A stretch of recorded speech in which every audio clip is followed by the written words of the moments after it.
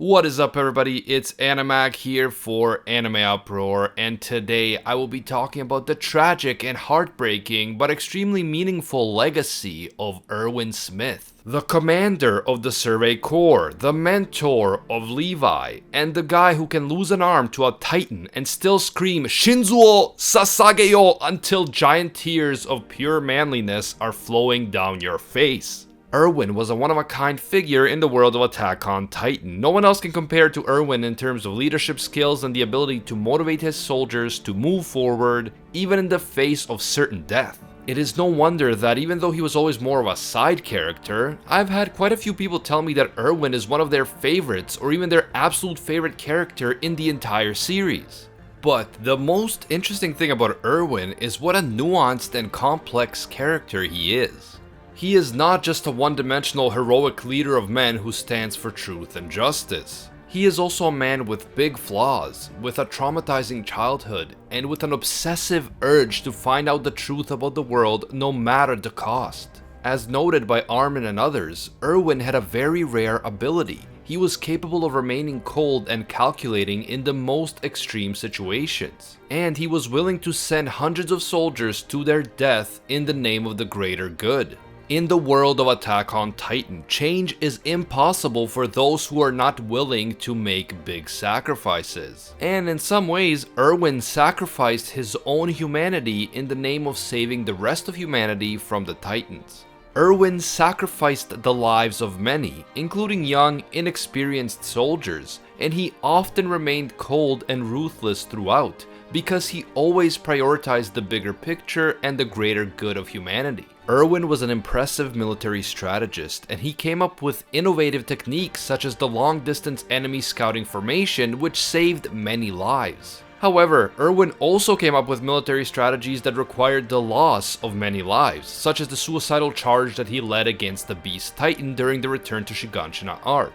A charge that resulted in scores of dead Survey Corps members just so Levi could sneak up on the Beast Titan and take him out. Erwin's cold and ruthless commitment to the cause of humanity inspired some to refer to him as the human demon, someone who gave up his human emotions and sentiments in order to do what had to be done in the name of ultimate victory. Even though Erwin did feel remorse for all the soldiers that died under his command, he always prioritized the mission, and he was willing to do things to other individuals that normal humans would consider cruel and appalling if that meant advancing the cause of humanity as a whole. Nevertheless, during the Battle of Shiganshina, when both Erwin and Armin were on the brink of death, Levi, who was certainly a lot closer to Erwin than to Armin, ultimately chose to save Armin's life by turning him into a Titan while allowing Erwin to die and rest in peace. In order to understand this decision and the ultimate legacy of Erwin Smith, we have to delve deep into Erwin's tragic past. Erwin was the son of a school teacher, and so it isn't surprising that he was always an inquisitive child. Even at a young age, Erwin understood that the official story about the walls and humanity that the ruling regime was promoting didn't quite add up.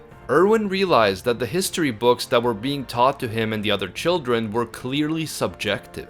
He often asked his father how the history books could make definitive assertions that could not be confirmed logically. For example, if we know that humans are unable to venture outside the walls, then how can the history books claim that all humans outside the walls had gone extinct? Since humans cannot venture far outside the walls, they cannot confirm that there are no other humans out there somewhere. So the fact that the history books didn't just say something like it is believed that all humans outside the walls had gone extinct, but instead made definitive claims that humans had in fact gone extinct, made Erwin instantly suspicious. He realized that these unverifiable claims were being presented as fact for some specific political purpose. Since his father was a teacher, Erwin shared his misgivings about the history books with his father. Erwin wondered why humanity had no recollection of the world outside the walls. Even if all records of the outside world were somehow lost, shouldn't some information about it still have been preserved through word of mouth, meaning that older generations could still have told the truth about the outside world to their children, grandchildren, and so on? Erwin's father had a theory that the king had somehow managed to alter the memories of humanity once they had moved behind the walls, because this made it easier for the king to control them and keep them in line. The young Erwin was fascinated by this idea, and he couldn't understand why his father and other teachers were not talking about this in the classroom. After all, the purpose of classrooms was to teach the truth, and yet the truth was being deliberately glossed over and hidden from the students. Since he was still young and not fully aware of the consequences of his actions, Erwin began discussing his views about the truth and how it was being covered up by the government with other children. Unfortunately, word about Erwin's questions and theories reached the wrong people, and one day Erwin's father met a tragic end. Although his death was officially labeled an accident, Erwin's father was killed by the Military Police Brigade's 1st Interior Squad. The 1st Interior Squad is basically a secret police that functions independently from the Military Police Brigade and ensures that the order that the king has established behind the walls is preserved at all costs, even if that means eliminating everyone who gets too curious about the outside world. The Interior Squad was responsible for the death of Armin's parents after they attempted to fly beyond the walls in a hot air balloon.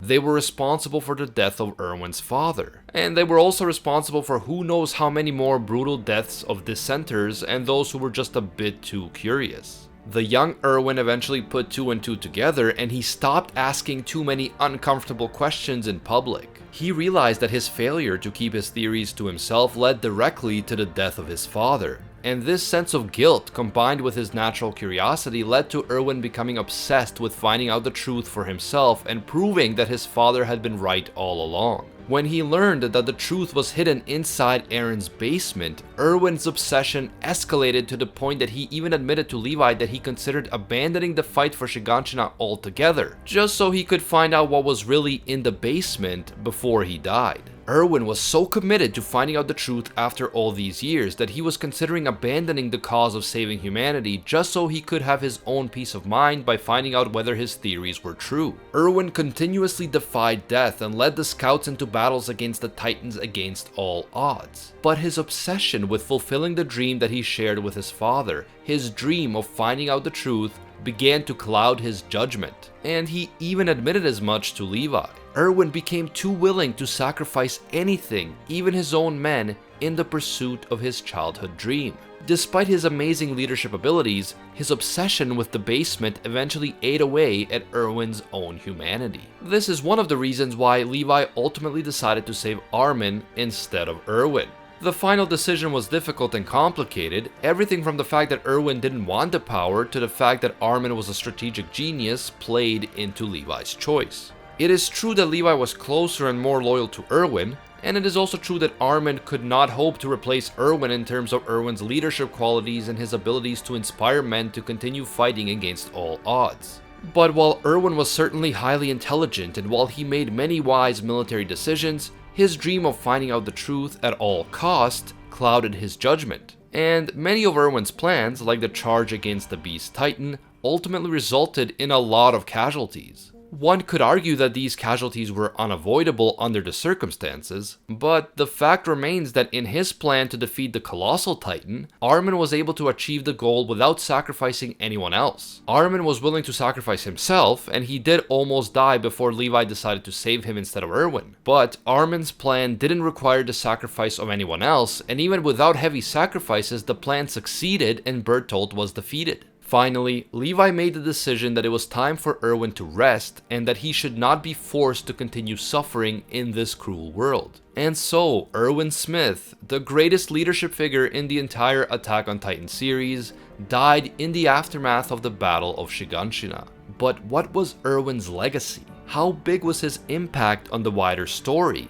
And do his life and death have any meaning in the long term? I think that Erwin is one of the best characters in the entire story, precisely because he is such a contradictory and complex figure. On the one hand, Erwin is a brave and highly intelligent leader whose innovative strategy saved many lives. His ability to motivate his soldiers and command their loyalty and respect is truly impressive. And Erwin has made a massive contribution to the fight to save humanity behind the walls. On the other hand, Erwin is a deeply flawed human being. In his role as leader, Erwin has had to give up some of his own humanity, and he is driven by a childhood obsession which at times clouds his judgment and places the future of humanity in jeopardy.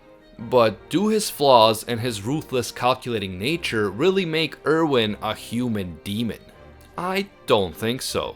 In fact, I think that his flaws and his inner conflict make Erwin more human in the eyes of the reader and the viewer. In any war, leaders are forced to make many difficult decisions, and they are then forced to live with the consequences. We can all relate to Erwin's inner struggle, and we can also relate to the fact that he fell victim to an obsession.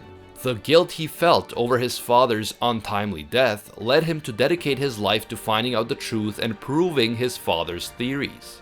But like any obsession, this ultimately had a profound impact on Erwin's personality and on his decision making. As someone who is also curious and inquisitive by nature, I was frustrated when Erwin died before he could finally achieve his dream of learning the truth. But at the same time, I understand Levi's decision, and I think that Erwin's death cements his legacy. His contribution to the Survey Corps is undeniable, and despite his obsession with the truth, in the end Levi made the judgment that Erwin didn't want the serum and that he preferred to die alongside the men who sacrificed their lives for his plan. Even if that meant giving up on his lifelong dream of seeing the basement and learning the truth. Erwin's legacy is a tragic one. He died young after failing to achieve his dream. But without Erwin Smith, the Survey Corps never would have gotten as far as they did. Without Erwin, the soldiers would have given up on the fight to save humanity and retreated in fear a long time ago. Without Erwin, the old regime would still be ruling and oppressing the people while suppressing the truth. And without Erwin, the truth about the basement may never have been revealed. Even though he himself did not live to see it, Erwin was a key player in the Survey Corps finally learning the truth about what was happening beyond the walls. And it is this information that gave them a fighting chance against a previously completely unknown enemy. Erwin Smith reminds us that even a normal human being, as flawed and imperfect as they might be, can still achieve great things and motivate thousands of people, despite their own inner doubts and conflicts. And even if that person falls along the way, the impression that they left on others will stay with them, and Levi, Hanji, Armin, Mikasa, Eren, and all the others will continue to follow along the path that Erwin paved for them even after his death. Erwin's legacy is tragic, but it is also inspirational. Erwin was a hero to some, a ruthless demon to others, but in the end he was a complex, contradictory, and conflicted human being, just like the rest of us. And that is the tragic and heartbreaking beauty of Erwin Smith's life and legacy. Let me know what you guys think. Do you like Erwin as a character, and what do you think of his legacy? How much of an impact do you think that Erwin's life and death have had on the story, and can you relate to him despite his often larger than life character? Let me know down in the comments. If you enjoyed the Attack on Titan content on this channel and you want to see more, you can leave a like to let me know. And if you're new to AnimeUproar, don't forget to subscribe and hit that notification bell. A huge thank you to all of our AnimeUproar patrons for supporting our work.